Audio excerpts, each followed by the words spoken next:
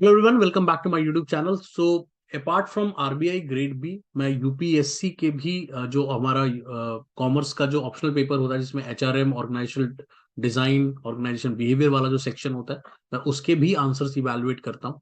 तो हमारे पास कुछ स्टूडेंट्स आए थे कुछ टाइम पहले और उन्होंने रिक्वेस्ट की थी कि सर आप इसको भी शुरू करो। तो ऑल्दो मैंने अभी तक अपनी वेबसाइट पे इसको अलग से सेपरेट कोर्स की तरह लिस्ट नहीं किया है, बट मोस्ट प्रॉब्ली मैं एक आध दिन में उसको सेपरेटली एज अ कोर्स की तरह लिस्ट कर पाऊंगा। तो anybody who is interested to get his answers evaluated in the UPSC domain also, तो वो भी अब इसमें आप आ सकते हो, इस प्रोग्राम में आ सकते हो। और यहाँ पर भी हम लिमिटेड लोगों को ही लेंगे जैसे हम आरबीआई में लेते हैं, सो दैट कि हम उसी के अकॉर्डिंगली एक पर्सनलाइज्ड फीडबैक हम दे पाए जैसे आरबीआई में देते हैं। Okay, so moving on. आज का जो मैं आंसर आपको यूपीएससी वाले डोमेन से लेकर आया हूँ आपके लिए एक आंसर इवैल्यूएशन। आप इसको जरूर देखो और यहाँ पर आप एक चीज देखना कि कैसे क्वेश्चन कुछ और पूछा गया और स्टूडेंट कैसे गलत डायरेक्शन में चला जाता है। और इसका बड़ा रीजन एक ये होता है कि हम हमेशा एक नोट्स पैटर्न को फॉलो करते हैं।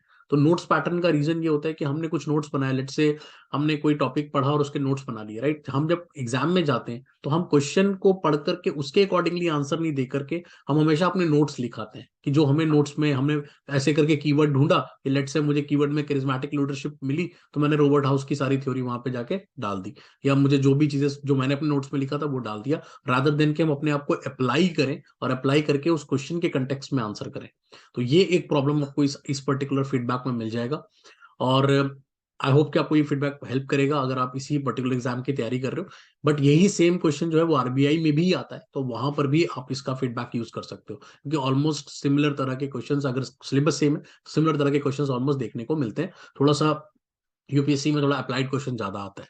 ठीक है, आई होप आपको ये फीडबैक हेल्प करेगा। और आप मेरे कंटेंट को पसंद करते हो do like and subscribe. Okay, let's watch the feedback. Thank you. तो इस वीक में जो सबसे पहला क्वेश्चन आपने अटेम्प्ट किया था that was on charismatic leadership. तो देखते हैं कि रॉबर्ट हाउस की थ्योरी को आपने कैसे लिंक किया है इंडियन सिनेरियो में। The idea of using charismatic leadership is to influence the lead new way of नहीं, ये इतना बात बनी नहीं। करिज्मेटिक लीडरशिप कुछ इस तरह से स्टार्ट नहीं होना चाहिए था। People have attributed and associated a great personality and abilities. आपको थोड़ा सा बताना चाहिए था कि लीडरशिप पे कितना रिसर्च हुआ है, हम कैसे करिज्मेटिक लीडरशिप तक पहुँचे और करिज्मेटिक एग्जैक्टली होता क्या है। तो वो सारी बातें कहीं ना कहीं आपके इंट्रोडक्शन में मुझे नज़र नहीं आ रही है। और ये पूरा का पूरा ये वाला जो सेक्शन है ये काफ़ी वीक नज़र आ रहा है। People have attributed and associated, ठीक है, बात बनी नहीं।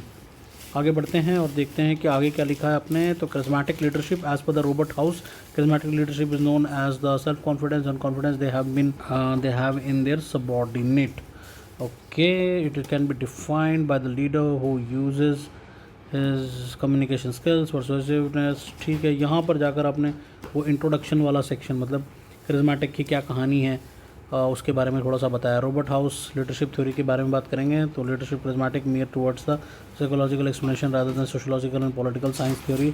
ठीक है, having argues that charismatic leadership is rooted in the personal behaviour characteristics of the leader. ठीक है, उसके कैरेक्टरिस्टिक्स आप बता रहे हो कहीं ना कहीं।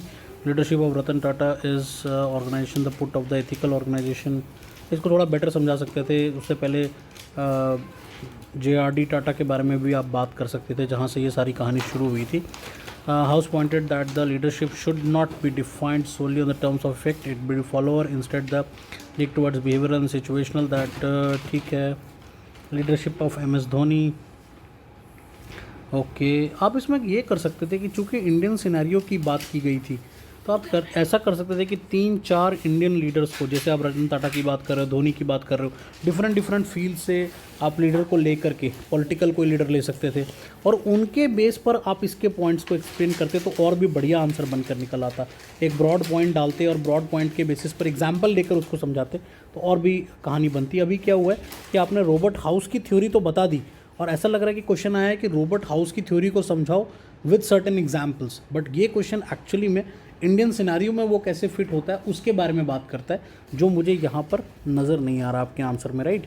अनलाइक अनएथिकल लीडरशिप मेक, ठीक है, क्रिटिसिज्म तो पूछा भी नहीं गया था, तो क्रिटिसिज्म आप क्यों लिख रहे हो? क्रिटिसिज्म कहाँ पूछा गया है? इसमें कोई क्रिटिसिज्म की तो बात ही नहीं की है।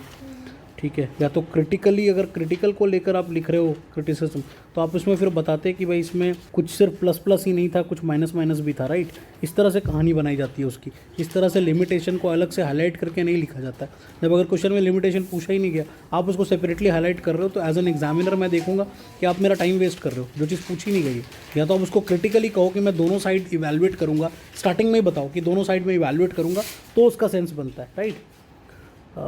रिस्क में ऑन, ठीक है, ये आंसर उतना बात बनी नहीं, बट हार्डली मुझे लग रहा है कि इसमें आपको 4 साढ़े 4 मार्क्स मिलेगा आउट ऑफ 10, इससे ज़्यादा नहीं मिलेगा, राइट।